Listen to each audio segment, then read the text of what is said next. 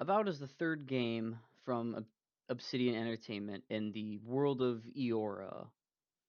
Their first two games, the first one being Pillars of Eternity, and the second one being Pillars of Eternity Deadfire. You can play the same character in both of those games.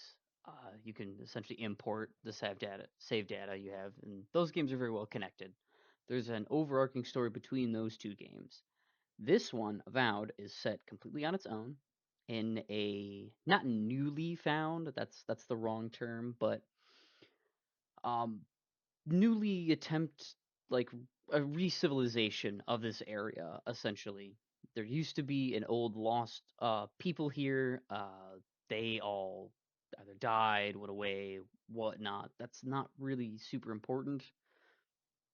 It just they have ruins and stuff all over. You go in, you might find some old stuff, but that's kind of it. It's not like hyper important to the story.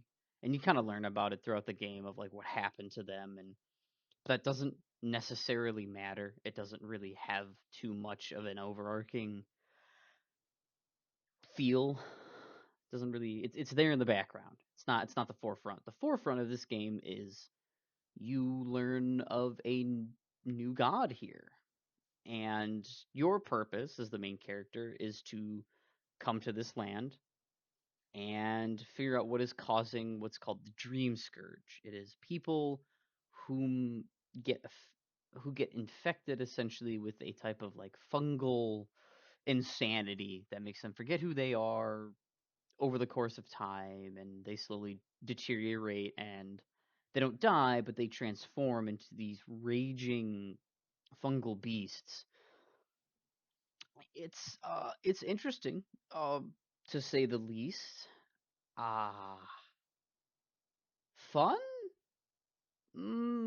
Depends on what you enjoy personally. It's kind of more opinion based.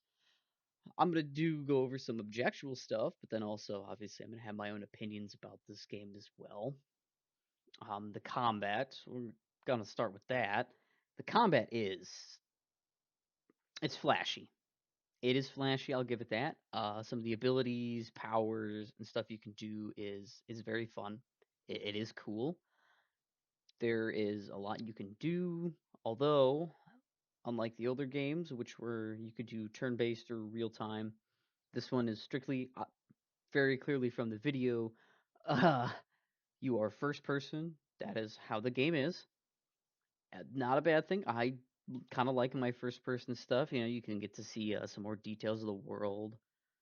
Considering the other two games didn't really have a whole. I mean, they had detail, but they were like isometric esque style games. Not a bad thing. I loved those. They were fantastic. I might be a little biased because I do kind of prefer that, or at least third person a little bit more. That's just me, especially considering I probably put a combined total hours of a couple hundred in the first two games total. Whereas this one, I think I've spent maybe 40 or 50 in, and I'm still not finished with the game, and I don't know if I will, considering of just how much of a slog this entire game has been. Going back to the combat, it's flashy, but it's slow. Enemies of your level, which earlier in the video, there was like Roman numerals that essentially stated the enemy's like gear level or power level, in a sense. So you essentially go from like your common to uncommon to rare to superb to legendary, and color scheming to go with that. Whereas that purplish being superb or pinkish, whatever color it is, and then gold being legendary, which is the same for your equipment as well. You go from your common basic starting junk all the way up to very powerful weapons. The problem is they don't really feel that powerful. Now, if you're fighting a bunch of small little enemies, like earlier there were some spiders that, yeah, I crushed pretty quickly, but some of the skeletons, they took a little bit. And then there were some other fights that I've done throughout this playthrough. There was like a double boss fight that took like 15 minutes of me running around, shooting with my bow, healing, running around, shooting my bow, rezzing my allies. They die within like 10 seconds, and then just doing that. Was my gear maybe not at the perfect level? Oh, absolutely. That is a fact. They were technically legendary geared enemies, and I only had superb, which is one tier lower. The problem is it was only that's only a single tier, and it took so long. Which I am fine. I have played hundreds of video games and probably dozens upon dozens of RPGs where there are boss fights. Like I've played Dark Souls 2, Dark Souls 3, Elden Ring. Honestly, those are kind of the big ones with the massive boss fights. But even the other Pillars of Eternity games, there are boss fights like gigantic ancient dragons and just really strong enemies. The problem is, your party in that game actually do useful things. Whereas in this game, they really don't. They do have their little abilities, and early on it's pretty useful, but after a certain point, they're kind of just there to add context or say their 2 cents or insult somebody or make a joke. In combat, they might draw a couple enemies from you, which is nice. I do like having my meat shields, especially in a game like this. That brings it to a bigger issue, though, is that they're just kind of not really there in combat. They kind of just sit around. They might do a little bit of damage, but they're not really there. They're kind of more so useful as like crowd control, like help draw the enemy towards them so you can take one or two off of you and focus on just a couple that you have and then go finish them off. Not a huge fan of that. I like having my companions actually, have an impact.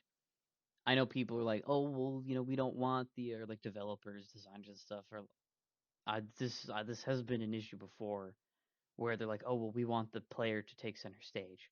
That's totally fine. I get that. Maybe then, I don't know, still make them do a little bit more damage. They can do something to assist you, like they can stun enemies and you can like just wail on them, or you can do something like that. They just kind of sit around. Like some of them can freeze. Like one of my companions that I have right now, she's pretty good because she has like mage stuff. But still, it's if I don't go out of my way to tell her to use some of her powerful abilities, she just won't sometimes in fights, which is very annoying and very frustrating. I want my NPCs to have a little bit more autonomy. I don't like to babysit. I hate babysitting in a combat game. It's annoying. To have to run around like, okay, this companion do this companion do this. Like this style of game isn't really meant for that. Mass Effect was a little bit better at it, in my opinion. Mass Effect 2 and 3, 1 as well. You would not really select an enemy, but you would point near an enemy and then you would go quickly and then hit the little pop-up menu and then choose the ability that they wanted. And they had, a couple different abilities, whereas in this game they also only have two abilities, but they just don't do damage. Like as actual characters. At least in Mass Effect they would just kill stuff. They would shoot. They'd be useful. Or if they didn't, I never noticed because it was done so well. The enemies were relatively not weak, but you blast them in the head and it does a crap load of damage. And some enemies, like if you have a sniper rifle, just kills them outright. Whereas in this game, I beat on an enemy with a mace, like a skeleton, and it's just tanking hits. I'm like, your literal bones. This is a mace, a bludgeoning weapon, something very useful for bones. I get it, fantasy game, realism in your video game, keep it out, whatever, yada yada yada. Okay, that's fine. You can have that opinion. I don't like that in a game where you're supposed to be this super powerful person, but it takes you like 20 minutes to kill like a basic enemy, and you're like, just die, please. You're sitting there wailing on it, just beating the crap out of it. It's still alive. And you're like, why? It really takes away from like kind of like fast paced action because that's the thing. Like some of the abilities in this game are like they're flashy. Like my character can summon this bear ally that's like a spirit bear. He taunts enemies, and it's a giant bear thing that's not even like it's like ethereal almost, except it can affect the real world. It's almost like a poltergeist or ghost or whatever. But the thing does very little damage. There's only like 3 upgrades, which just keeps it around longer and gives it like the ability to taunt. It's like okay, some of the other abilities are kind of useful. Like I have one where I can turn invisible and then backstab an enemy. Problem is if they're like a tank or a champion, I mean it's a backstab. I'm using like an ethereal weird magic dagger thing that comes out of my arm that pierces into like their soul is what I kind of understand from it. But then they still alive and I'm like, I'm literally stabbing you with a magic that is not around in this world and you're just like, ow. And then hit me with a hammer and it's like, all right, fair. And you can't upgrade that ability. It's just stuck at that.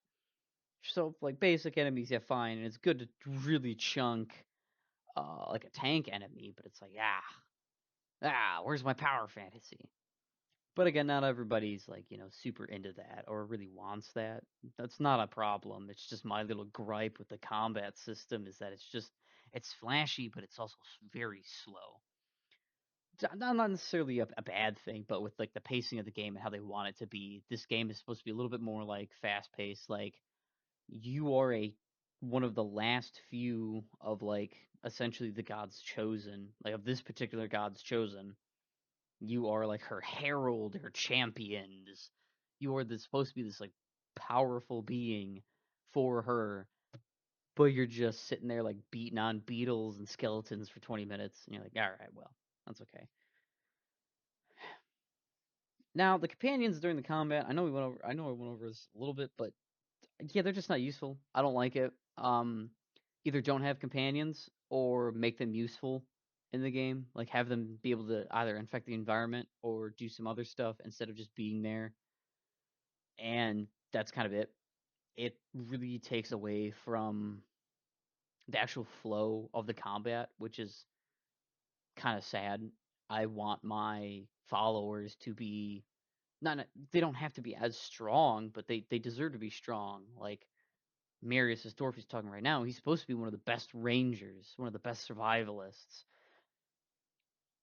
So I feel like he would be very good at like stealth and like critical strikes against like unaware enemies. Like he maybe goes like not solo during combat, but maybe he stays back and like does his own thing against enemies that you're on the front lines fighting.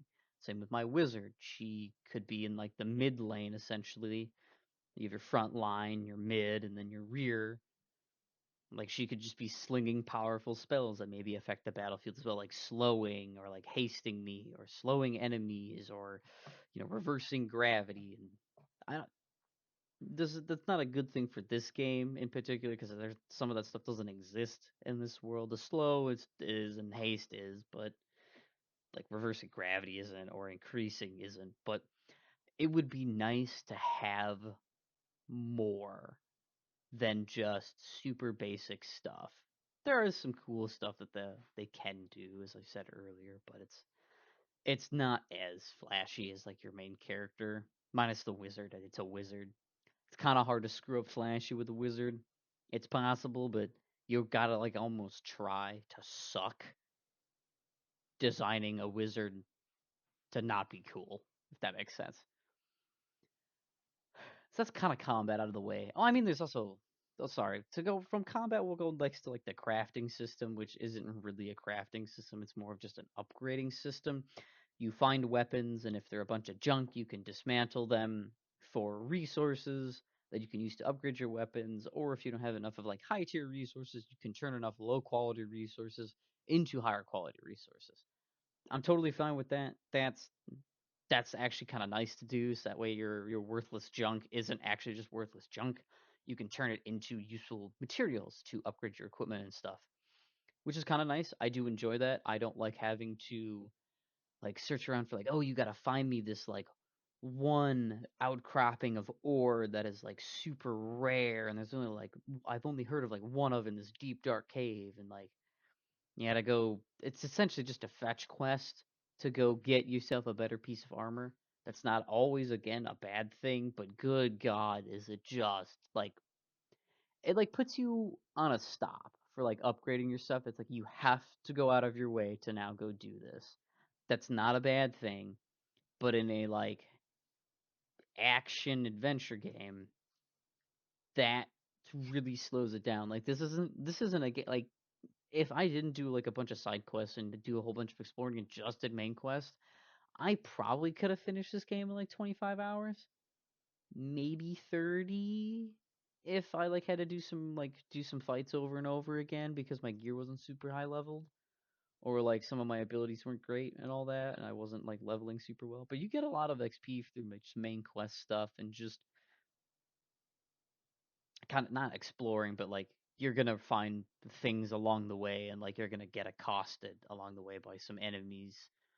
A good chunk of the time, it's a game like that. There's enemies abound, which is fine, but it's just you also can't just like craft whatever you want. Like you just find the gear and upgrade it. You can't just craft your own set of armor. There's no like blueprints of like rare artifacts or legendary weapons and stuff.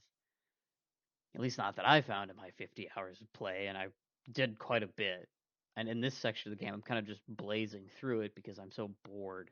I'm just bored because the combat's gotten such of a slog because my weapons are pretty much upgraded to what they can be unless I spend the next like hour just or two just scraping together enough to upgrade one of my weapons and maybe a piece of armor as well, so I take a little bit less damage, which because the enemies technically scale and they deal more damage, it's really just you're really just keeping up. You're not like ever overcoming. I would like more of my action games where I'm supposed to be the super powerful person to actually, maybe shrug off a couple blows from weaker enemies. Like they'll still do damage. I'm okay with that, but good lord, just why is they still doing the same? Like it's the exact same enemy, but their gear score or their difficulty is technically higher. Like, how is that even a thing? Yeah, it's very annoying. So the crafting's okay. It's just okay. It's very bare bones, very basic, which speeds that up. But sometimes you have to scrape a lot together just to upgrade a single piece of armor because it's a massive exponential cost. Holy crap! Do you need a lot when you're like at the higher levels of superb where my current character's gear is at or this run is just outlandish. Like it's so much. Like how come I need 20 steel ingots to upgrade this sword? Like what do you mean? Or like how come I need like 20 or like 18 pieces of dragon skin leather? Like what are you talking about? So it's just one of those things where like it's clearly meant for you to grind a little bit to upgrade your stuff, which is just don't do that. This isn't an MMO. This isn't a freaking 150-hour massive open world game. 'Cause technically this game isn't open world. You have open world sections. The map isn't you have to go to different areas and with loading zones. There's you have to fast travel back to a different zone to go in that area. Like the areas aren't connected. They are on the map, but you don't actually get to experience 100% of the map. You just get to experience this section of essentially the chapter that you're playing in. And you can go back to the other areas and like finish side quests or do whatever, but it just really takes out the like, oh, this isn't like an open world RPG. This is just an action RPG, which totally fine, not a problem.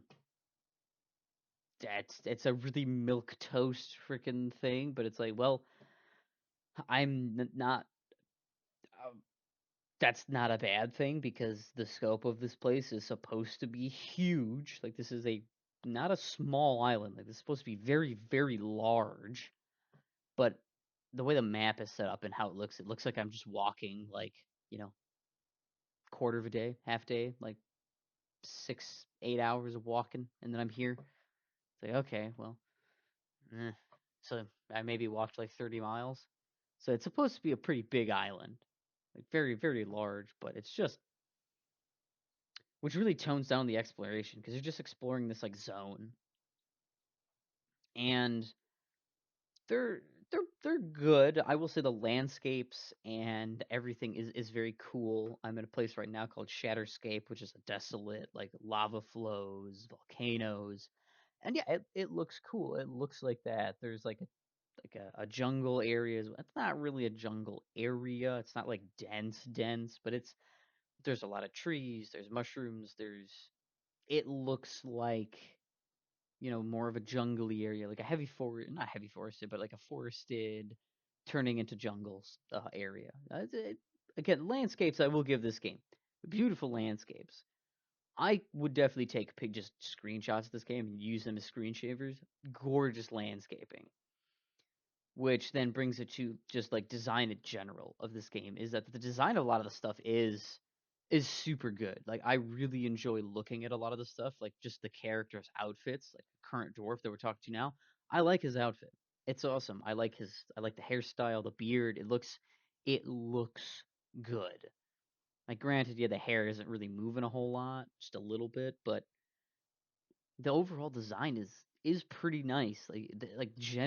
Genuinely, this is a very pretty game to. The characters look really nice. I will say, be it their clothing, their I wouldn't say facial expressions. They don't change too much, but they generally look really nice to just to look at though. Like the clothing looks really nice, the armor, the weapons, and definitely some of like the basic armor stuff, like the non-artifact stuff. Like you can actually kind of see them like get a little bit better. Like there's a visual representation when you upgrade from, let's say, like the common to the uncommon. There'll be a little bit of a change. It's like, oh, okay, you can actually see your weapon get a little bit better, and then so on and so forth all the way up to the legendary, which is very nice. Like I like seeing that in games. You actually get a really nice representation of some progress on that. So that's kind of nice. But like right here, like this landscape right here, like that's a giant volcano in the background, and you see all these rock formations. It is very pretty to look at. Like this is just super nice. It that's actually a really nice thing to see. I don't mind it when certain games do have like I would say not shittier graphics, but definitely not exactly like what you're hoping for. You're like, oh, well, like the trailer showed it like this, but now this video or like now that I'm actually playing, it's showing it like this. It's like, well, that happens a lot of the games. Like I know with like what was that one game? Watch Dogs. Like the it was essentially like the first Watch Dogs when they had their trailer come out. It was a more of like a tech trailer. It was more something like that. It wasn't like this. It wasn't an actual representation of what the game is going to look like 100% of the time because they're running it, in a very particular way with like graphics max. Like they're running it like they literally just make those trailers just for tech demos. That's why now you always see like not actual gameplay on like trailers now. It's very very huge. Like World of Warcraft is a huge thing of this, which it's supposed to like this is what it's supposed to look like, but during like the time like this is what we could accomplish. I think that's okay. Like it does kind of suck though, especially more so like nowadays when you're playing like a single player game and you have this demo, especially nowadays all the technology we have and all that and all the rendering software and the the GPUs that we can have. Like I'm running this, I think on like a 3050, and it looks really nice. Like the shadows look cool. I don't think there's like an actual day. There's not a day-night cycle. Well, there kind of is. It's more so like kind of just wait till night kind of deal, or like rest till morning kind of stuff. It's not a huge issue, but it just generally looks good. The lava, I will say, doesn't look the greatest. It doesn't really look like real lava. But I mean, I will take the good with the bad. I will say generally the landscapes look nice, very pretty. The enemies like design and stuff is very cool as well. I mean they did have stuff to go off of from their previous games for like the Zerips. little like lizard kobolds, the spider things, the giant spiders, the Adra beetles, or just the beetles in general, and the different kinds. They already had a general, stuff to go off of because of their two previous games. So at least that was held on to pretty well, which is a good thing, I would say. Changing a whole lot of the artistic design and look uh, would mess with a lot of people and upset them. At least I know it would with me. Like if they vastly changed a lot of the creature designs when you already have designated previous designs and lore and all that. That's kind of a cop out. It's really shitty to do that. I get it. New designers come in sometimes. Ooh, voice crack. Sometimes, and they want to change stuff. Like, oh, well, I was like thought could be represented like this instead. Okay, sure, fine, whatever. Don't just don't go too far. Don't deviate. Just don't like pull a 180 and oh, actually they look like this now, which thankfully they didn't do in this. Now, after design, I want to talk about oh my god, the dialogue in this game is just it's crap. Like there is no it is like if I was going to give the dialogue on a 1 to 10 scale, 1 being like yes, no, and 10 being like your choices actually matter in your dialogue. Like you will just straight up like get into a fight because you like insulted them or, did something really heinous or said something really heinous and just terrible. Or, you kind of like choose like more like diplomatic options or like, hey, like why don't we like work together? Or like, hey, I get what you're doing, but like maybe we can go about it a different way. That kind of stuff. You technically have those options in this, but you always end up at the exact same end. Like if you're going to like maybe not fight, but like oh maybe I can talk this person out of fight. No, you will fight them. Or like oh man I hate this person. I want to fight them right now. And you're like no. Story says you have to wait until this predetermined time. In a game like this, that that's dumb. That is really dumb. And like the other games, the other two games, or even not just, you know what? I'll stop using those two games as an example. Maybe I'll try some other stuff. Let's go with other games with other dialogue options. Like I don't know, what's a good example? Fallout, for example. I'll go with Fallout 3 in New Vegas. Now those you had specific stats that you needed to, you know, either get people to give you things or talk them out of a fight, or you could even goad them into a fight with particular parameters. Like at the very end of New Vegas, you can talk to whatever one of the generals of Caesar's Legion, and you can either fight him one on one, everybody, or you can just straight up being like, "Hey, these are all the reasons this isn't going to work out for you. You can try. You might kill a lot of us, but you're going to be decimated. Caesar's going to die, and this is all for nothing for you. And you will all go back and all kill each other." And very that is not exact from what I'm saying, but that is pretty much what comes across. And he'll just straight up leave, just be like, you know what, you're right. Perhaps we'll meet again, and then just walks away. That's cool, where you can actually talk to characters, and you're not like, oh, you have to fight this person, or no, you're not allowed to fight this person. Like, no, you could just straight up do whatever. Granted, that again, different style of game, but if you're gonna have dialogue options in a game where you can like you should have an effect on how characters will actually respond and might lock you out of stuff. Because I've been noticing a lot lately with newer role playing games where you are pretty much allowed to experience whatever you want whenever you want. Like, oh, I didn't like that option, we'll just go back and save. Like, granted, you could do that in pretty much any game, unless it was like stat based and you didn't have the stats and you were just like locked out of. You're like, oh man, I didn't have that. Well, maybe on my next playthrough, like I'll be able to see what the outcome is now, and that's awesome. Like, and I know I said I wasn't going to, but I'm going to. Like in Pillars of Eternity 1, Your stats in that game are set pretty much from the get go. You choose your stats, uh, a character creation, and that's it.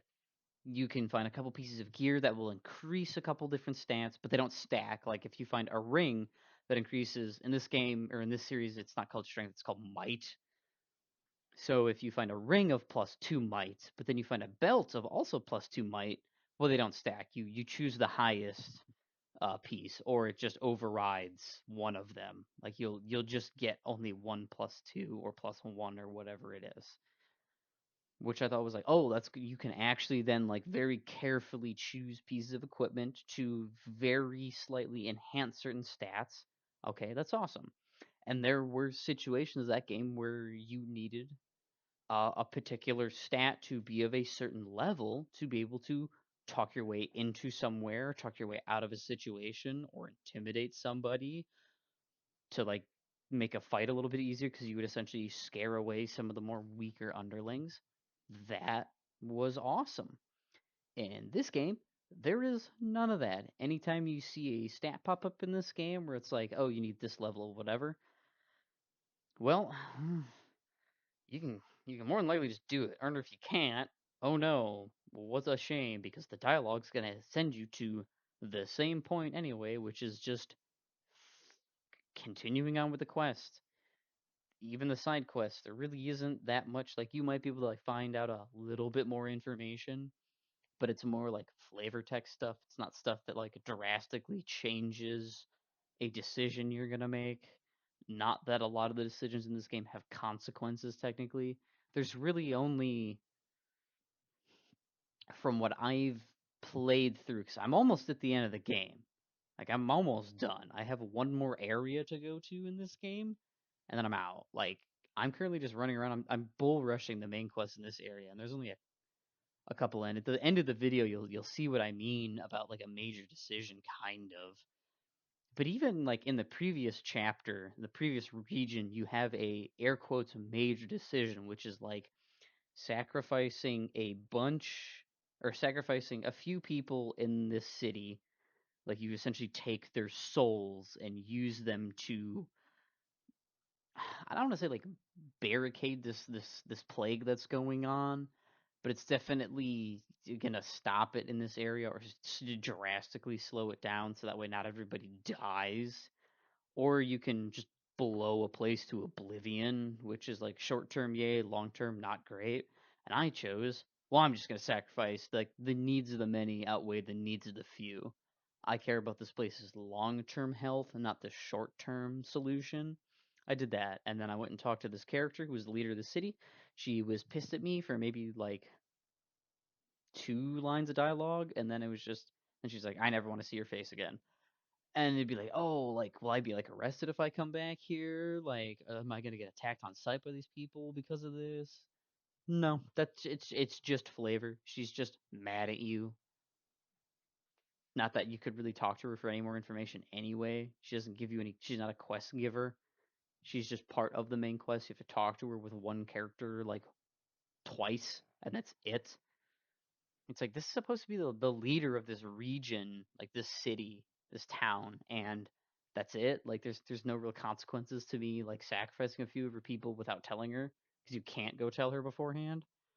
It's like if you wanted to give me actual choice, you could have had me go and maybe discuss this with her and being like, "Hey, like I know this isn't what you want, but it's either this or this. I granted neither option is great, but one is very short term. Like the city will fall eventually if we do this. Whereas in this one, you have a chance. You have a decent chance of more people surviving and less people succumbing to this plague, this what's called the dream scourge.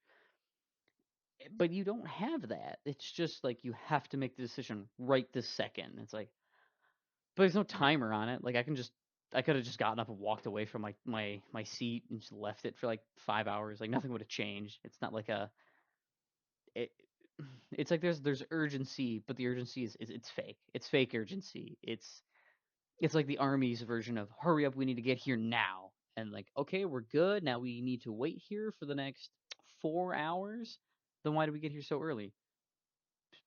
Because we had to. That's it. That's all that this was, which really takes away from like your choices actually mattering. And there's a couple other choices you can make. There was one other choice a little bit earlier in that, and 2 chapters ago from the current one that I'm in, where you can either destroy essentially an Inquisition camp. The Inquisition in this game, not necessarily what anybody would probably think when I say that. They're not like, well, I guess they are. No, I'm wrong. They are essentially religious fanatics who will burn a city to the ground. And that is literally the whole thing of they're going to burn the city to the ground, and you go underneath this city in like a cave system, and you can either say, nah, I'm not gonna fuck with them, or you can just slaughter everybody in there. Which, if you're doing a good playthrough, that is the good decision, which is slaughtering all these inquisitorial people who are going to burn and purge this city, and the city stays standing. Okay, cool. That's all right. That's an actual nice change. I will replay the game to see what happens if I don't do that. I'm not entirely sure what will happen, but it's like, okay, that that is actually an actual consequence to a decision or lack thereof of a decision where like I have the opportunity to go do this, but what if I forget? Or what if I just don't go do it? Well, then, yeah, something does happen. I'm not exactly sure what, because I'm not going to go scour the internet and spoil it for myself because I like to play games through with very little future knowledge. I like to just play through naturally because that's what I like to do. It gives you a better sense. You're better able to formulate an opinion when you're allowed to do that all yourself instead of like looking at what other people have said about it. You should always experience something for yourself more often than not, unless it is genuinely just meh. Like there are people I am sure that love this game. I am not one of them. I think it's just okay. Mainly because of that. When I hear the words RPG nowadays, like I'm almost 30. Like I've played a lot of RPGs. Some of the biggest ones being, oh my god, I can't even think right now. But like Fallout 3, Fallout New Vegas, Pillars of Eternity 1, Pillars of Eternity 2. Like those actually have massive ramifications for choices. Well, not massive in like Fallout, but more bigger ramifications. Or in like Kingdom Come Deliverance, you can make decisions and or not. In, oh my god, this is gonna take a second. Hold on, I gotta think. But like, there's just a lot of the. I like Divinity. Divinity is another one. Divinity Original Sin, Divinity Original Sin 2. Those two games. I haven't played the original Beyond Divinity or Divine Divinity. I've played Divinity 2 Director's Cut, whatever that version is. Like I've played a lot of actual role playing games. The Thaumaturge is another one where you choices actually can like really fuck you over or not. Or the game, which is more of an action RPG called Vampire, if anybody's ever played that. Vampyr. Very fun game. I do suggest that one to go play. Very, very nice. But then the more like isometric ones like Warhammer 40K Rogue Trader, that newer one that just came out, that one was also very good. And your decisions do have ramifications in that game. Some kind of actually pretty serious, which this game just doesn't have, which is very sad. Ah, here we come. Yeah, see when I talk about landscape, look at that volcano. It's decent. Yeah, and this fight is that I'm coming up to right now because I'm looking at the video again. Yeah, this person, she is a huge. She's supposed to be like one of the main antagonists of the game, and this is before the final act. You have like one other, like technically two opportunities before to technically air quotes work with her. Like you can be nice to her in the first act when you meet her, or just a dick. I was just ambivalent, just like whatever. I don't really care. So I don't know this character. The first time she's introduced, she's just a huge prick, which is, I mean, They wanted to sell her like that. Perfect job. But then it's like the whole you can just straight up fight her here right now, or you can work with her. That's pretty much your only two choices. Either you work with her or you kill her. That's it. Which I do know because I was going through some of the achievements and some of them are not hidden. And if you just work with the Inquisitor enough, spoilers, by the way, spoilers. Nobody wants to know this. I don't really care though. If you work with her or do all the stuff with her, your party just leaves at some point. I think you are just solo then, but it's just your part. But previously, your party doesn't really fucking do anything anyway, so what does it matter? But like, that's actually okay. You know what? I'll give them that. That is another that is an action where I have consequences from. I'll give it that as well. That it. I will give this where it's earned is that yeah, if you should have worked with this evil inquisitor bitch of a lich, your party will leave and like okay, that's cool. That's actually kind of nice. All right, that's good. And yeah, which not much. I gave it a couple good ones. Landscapes are nice, dialogues are trash. My actions don't really have consequences, which is really sad.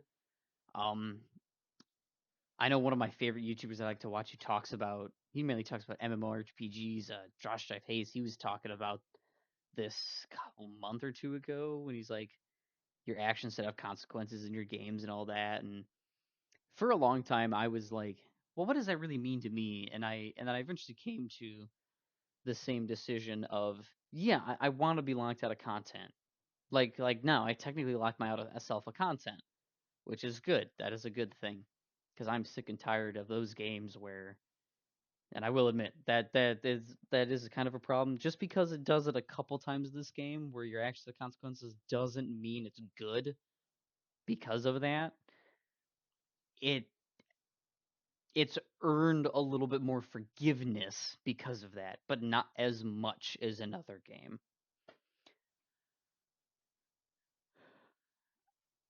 I don't know. This game made me sad. It really did. I was really excited for it when the trailer came out because I was like, wow, I get to see this world in first person. I get to make all these big decisions again. I get to do a fight a new threat. I get to do all this stuff, and it's just like, well, no, not really. The threat I'm really fighting is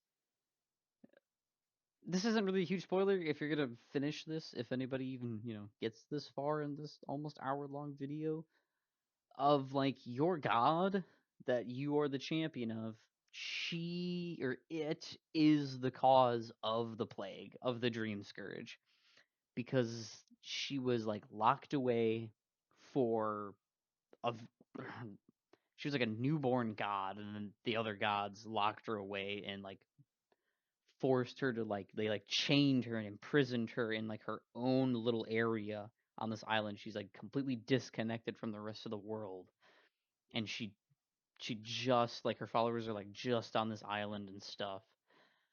And but like she's essentially like has a very not childlike view, but a very stunted view of how to be a all powerful being, a god, which I actually really enjoyed. Her memories are shattered, and her being, her essence is like been forgotten. So she's just like not a husk, but she's severely wounded. She's acting like a cornered animal lashing out because what Inquisitor Ludwin is doing is like physically hurting this god sometimes with her actions, like what she's doing to the island. And she lashes out and she's scared, and like your character can talk to her and say these things, which I will say stuff gets a little weird if you do them kind of out of order because you can like retrieve ancient memories, and if there's one where she's just really like pissy and mean and another where she's like sad and like empathetic, but the pissy and mean one's supposed to happen first and then the empathetic one, because if you do the empathetic one then she just gets pissy for no reason. It's kind of weird because Yeah, yeah. Doing stuff out of order in games should actually have, the thing of like, oh wait, no, I remember this. This happened after this, and I understood more and became a lot more chill. Instead, it's just she just gets mad out of nowhere. It's kind of it's a real big 180 if you don't understand why that's happening, but that's why it's because of like weird time stuff with their memories of like some are happening earlier, some are happening later. Some she feels like a caged animal, others she's being, and there's the god. So I'm watching this play in the background, pacing around my room.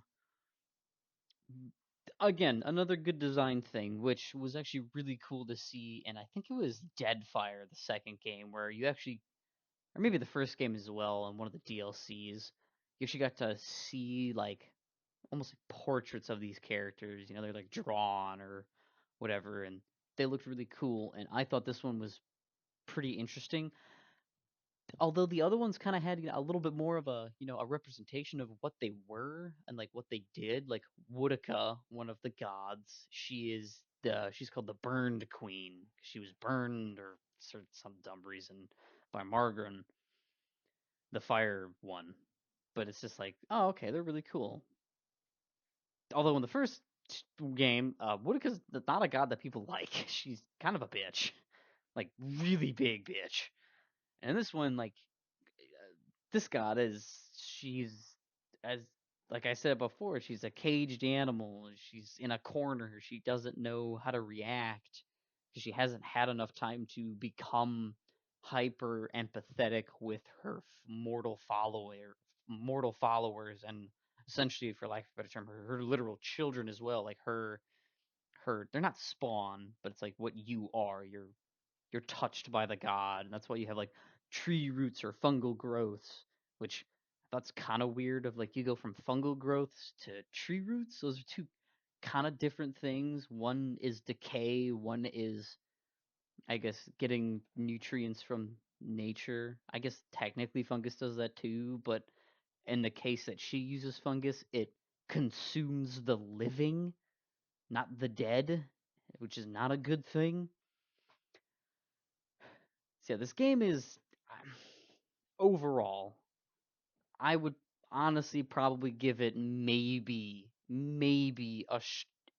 it's a pretty weak like 6.5 out of 10.